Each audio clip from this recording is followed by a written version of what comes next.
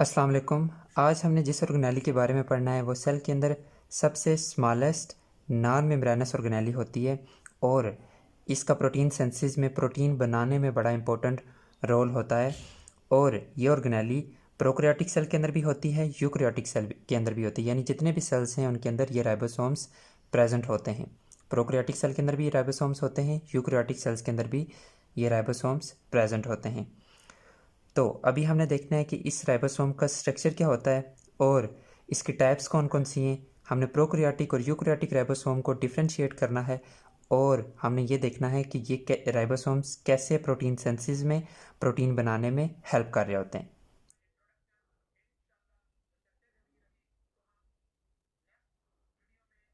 सबसे पहली चीज़ राइबोसोम्स के हवाले से जो अपने जहन में रखनी है कि ये नॉन मेम्ब्रेनस ऑर्गेनेलीज हैं। नॉन मेम्ब्रेनस मतलब इनके अराउंड मेम्ब्रेन नहीं होती और ये सेल के अंदर सबसे स्मॉलेस्ट, सबसे छोटी ऑर्गेनेली होती हैं राइबोसोम्स।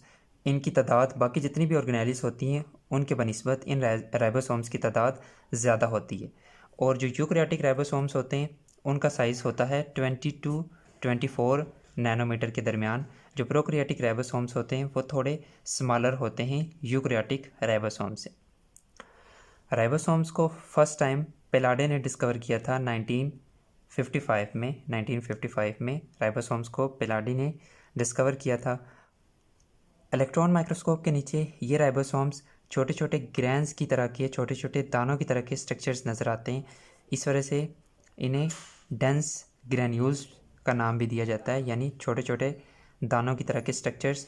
और इन राइबोसोम्स की जो शेप होती है वो ऑलमोस्ट स्फेरिकल होती है, स्फेरिकल शेप के होते हैं, ऑलमोस्ट राउंड शेप के ये होते हैं। ये नॉन मेम्ब्रेनस ऑर्गेनेलीज हैं जैसे कि हम डिस्कस कर चुके हैं। इन राइबोसोम्स के अंदर दो सब यूनिट्स होते हैं। ये राइबोसोम्स दो सब यूनिट्स के बने होते हैं। एक लार्जर सब यूनिट होता है, लार्जर सब यूनिट, दूसरा स्मॉलर सब यूनिट।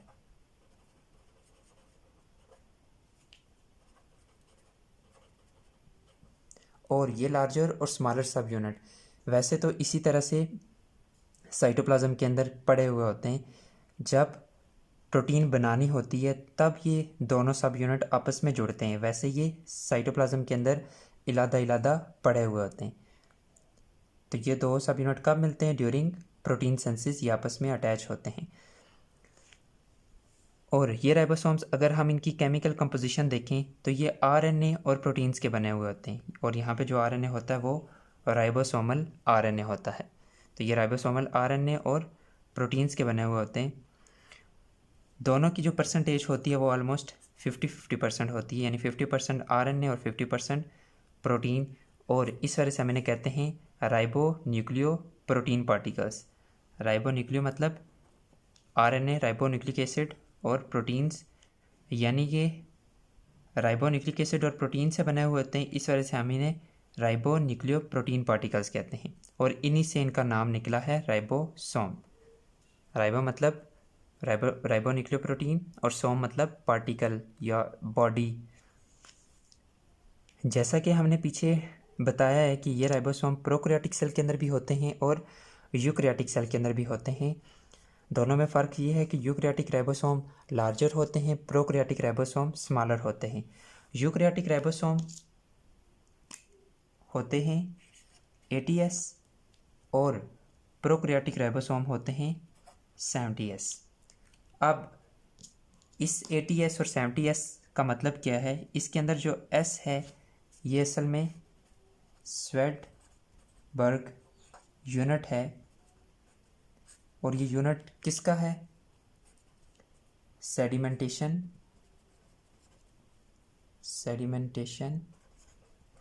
कोफिशिएंट का। और ये सेडिमेंटेशन कोफिशिएंट क्या होता है? ये सेडिमेंटेशन कोफिशिएंट हमें बता रहा होता है rate of sedimentation during centrifugation. ये हमें क्या बता रहा होता है?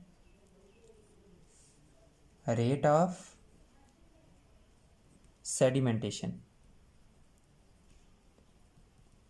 ड्यूरिंग सेंट्रीफ्यूगेशन, यानी जब हम डिफरेंट ऑर्गेनेलिस को या डिफरेंट पार्टिकल्स को सेंट्रीफ्यूज मशीन के अंदर रखते हैं या उन्हें हम सेंट्रीफ्यूज करते हैं, तो उस दौरान ये सेडिमेंटेशन कोफिशिएंट हमें क्या बता रहा होता है, रेट ऑफ सेडिमेंटेशन बता रहा होता है। वो पार्टिकल्स जिनका साइज़ बड़ा होता है वो जल्दी सेडिमेंट होते हैं और उनका जो सेडिमेंटेशन कोफिशिएंट होता है वो ज़्यादा होता है। वो पार्टिकल्स जिनका साइज़ बड़ा होता है वो जल्दी सेडिमेंट होते हैं और उनका सेडिमेंटेशन कोफिशिएंट भी क्या होता है, बड़ा होता है, ज़्यादा होता है। और वो पार्टिकल्स जो स्मॉलर होते हैं वो थोड़ा लेट सेडिमेंट होते हैं और उनका सेडिमेंटेशन कोफिशिएंट भी क्या होता है, स्मॉलर होता है। तो अभी यहाँ पे जो प्रोकैरियोटिक राइबोसोम है उनका जो सेडिमेंटेशन कोफिशिएंट है वो 70s है और यूकैरियोटिक राइबोसोम का जो सेडिमेंटेशन कोफिशिएंट है वो 80s है। यानी यूकैरियोटिक राइबोसोम लार्जर हैं, इस वजह से इनका सेडिमेंटेशन कोफिशिएंट भी क्या है, ज़्यादा है। और प्रोकैरियोटिक राइबोसोम स्मॉलर हैं, इस वजह से इनका जो सेडिमेंटेशन कोफिशिएंट है वो स्मॉलर है। अब प्रोकैरियोटिक राइबोसोम के अंदर 2 सब यूनिट होते हैं, उसी तरह से यूकैरियोटिक राइबोसोम के अंदर भी 2 सब यूनिट होते हैं। यहाँ पे एक सब यूनिट होता है 50s और दूसरा होता है 30s, और यहाँ पे एक सब यूनिट होता है 60s और दूसरा सब यूनिट होता है 40s। अब यहाँ पे भी ये S सेडिमेंटेशन कोफिशिएंट का बता रहा है, यानी ये लार्जर सब यूनिट है और ये स्मॉलर सब यूनिट है। इसी तरह से यहाँ पे भी ये लार्जर सब यूनिट है, ये स्मॉलर सब यूनिट है। अब ये दोनों अटैच होके 50s और 30s मिलते हैं ड्यूरिंग प्रोटीन सिंथेसिस। जैसे कि हमने पीछे डिस्कस किया था कि ड्यूरिंग प्रोटीन सिंथेसिस जब ये प्रोटीन बनाते हैं तब ये दोनों आपस में जुड़ते हैं। तो फिर ये जुड़ के 70s क्या बनाते हैं, राइबोसोम, और ये 60s और 40s एक दूसरे के साथ अटैच होते हैं और क्या बनाते हैं, 80s राइबोसोम।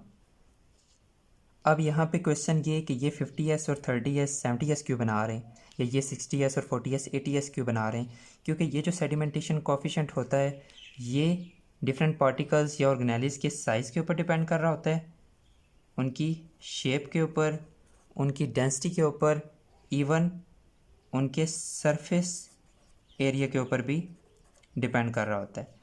तो यहाँ पे बात आ जाती है सरफेस एरिया की। जब ये 50s और 30s दोनों आपस में अटैच होते हैं तो कुछ सरफेस एरिया भी क्या हो जाता है, रिड्यूस हो जाता है।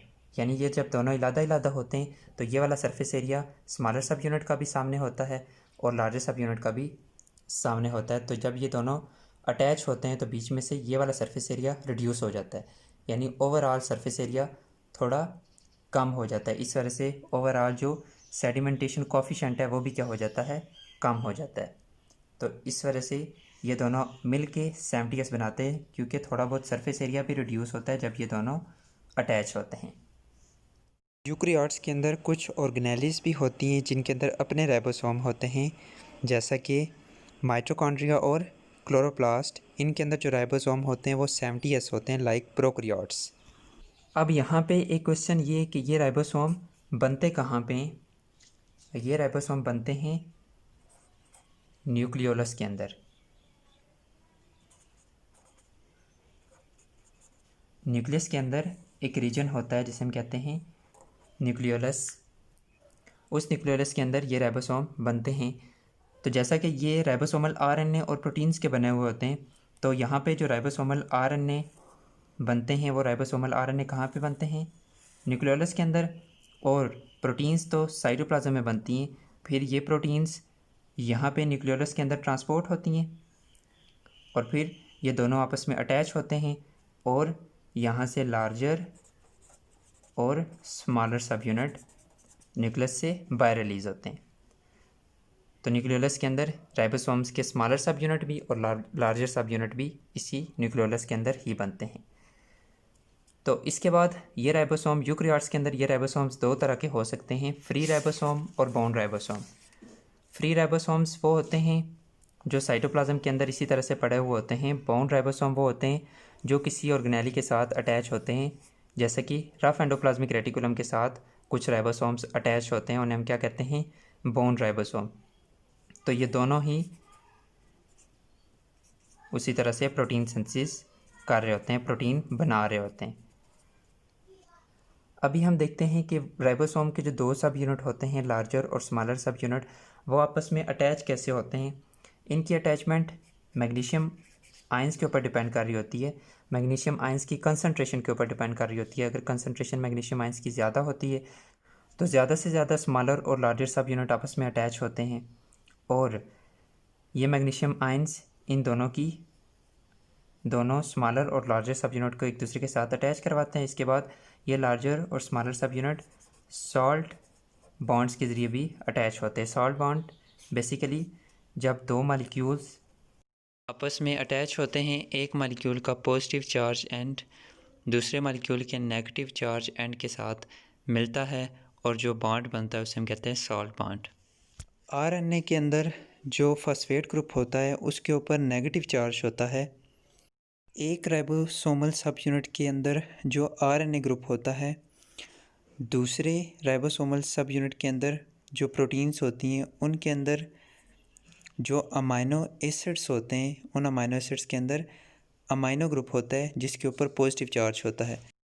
तो दूसरे राइबोसोमल सब यूनिट का अमाइनो ग्रुप पहले वाले राइबोसोमल सब यूनिट के फॉस्फेट ग्रुप के साथ अटैच होता है और इनकी अटैचमेंट को हम क्या कहते हैं, सॉल्ट बॉन्ड। तो ये सॉल्ट बॉन्ड के ज़रिए भी अटैच होते हैं और मैग्नीशियम आयंस के ज़रिए भी अटैच होते हैं। तो अभी हम देखते हैं कि ये राइबोसोम्स कैसे प्रोटीन सिंथेसिस में इन्वॉल्व होते हैं। तो आपको पता है न्यूक्लियस के अंदर जेनेटिक मटेरियल प्रेजेंट होता है जिसे हम कहते हैं डीएनए, और उस डीएनए के अंदर डिफरेंट प्रोटीन्स बनाने की इन्फॉर्मेशन स्टोर होती है। वो डीएनए बनाता है मैसेंजर आरएनए ट्रांसक्रिप्शन के ज़रिए, और इस मैसेंजर आरएनए के अंदर किसी एक स्पेसिफिक प्रोटीन की इन्फॉर्मेशन इस मैसेंजर आरएनए के अंदर आ जाती है। फिर इस मैसेंजर आरएनए के ऊपर राइबोसोम अटैच होते हैं और वो राइबोसोम इस मैसेंजर आरएनए को रीड करते हैं और इसके अंदर जो मैसेज स्टोर होता है उस मैसेज को पढ़ के उसके मुताबिक प्रोटीन बना देते हैं, और इस प्रोसेस को हम कहते हैं ट्रांसलेशन। यानी राइबोसोम ट्रांसलेशन में हेल्प कर रहे होते हैं। और सम टाइम एक ही मैसेंजर आरएनए के ऊपर एक से ज़्यादा राइबोसोम अटैच होते हैं, और इस कंडीशन को हम कहते हैं पॉलीसोम या पॉलीराइबोसोम। और इसकी वजह से क्या होता है कि बहुत कम टाइम में बहुत सारी प्रोटीन्स, एक जैसी प्रोटीन्स बन सकती हैं। इस पॉलीसोम के अंदर जो हर एक राइबोसोम मैसेंजर आरएनए के साथ अटैच होता है, वो मैसेंजर आरएनए को रीड करता है और उसके मुताबिक प्रोटीन बना देते हैं। तो इस तरह से एक ही टाइम पे बहुत सारी एक जैसी प्रोटीन्स उस मैसेंजर आरएनए से बन जाती हैं बाय पॉलीराइबोसोम।